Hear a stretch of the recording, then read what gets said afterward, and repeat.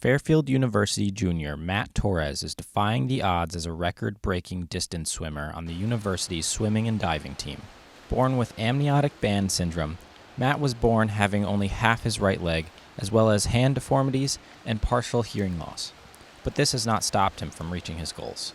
The biggest challenge for me, I'd have to say, is probably overcoming people who didn't completely believe in me. In one of the 3 club teams that I was previously at, I tried moving up into a faster and more competitive group.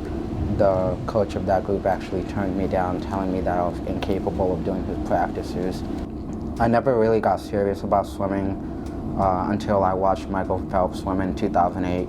Matt used the inspiration from Michael Phelps' Olympic success to push himself to compete at a higher level internationally and collegiately. I traveled to Berlin for a World Series competition. I have to admit I had a pretty rough meet, but that was just first international meet, jitters, and shook them off from there on out and kept going. There's a lot of stuff like at the club level. It was definitely more individualized for him and where he was going with his goals.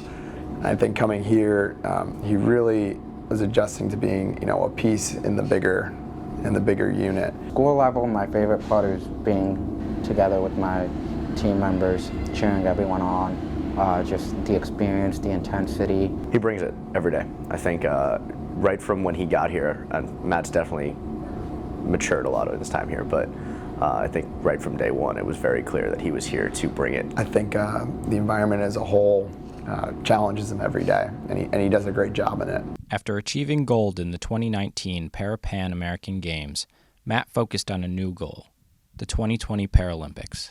After the team trials in Minneapolis, we actually had our selection announced via Zoom meeting, and it was an emotional experience. You sort of feel like there's already a baseline expectation for yourself, and you feel there's more of a pressure to make yourself stand out, make your presence felt, because at the end of the day, it's about who gets to the wall first. With his hard work and confidence, Matt took home bronze in Tokyo. I went in as the #1 seed. I have to admit that initial reaction was disappointment. I did the best I could, and I left it all in the pool. I'm proud of myself for what I did and what I accomplished. I'm still not satisfied, still hungry, and hopefully Paris 2024 will see a gold medal. Just as Michael Phelps inspired him, Matt hopes to encourage the next generation of swimmers. My advice for younger swimmers would probably be to stay strong, keep your head up.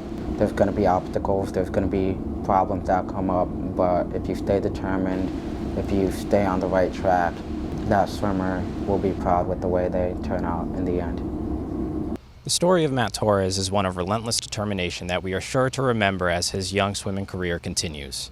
From Fairfield, Connecticut, this is John Penapent for Sacred Heart Sports Media.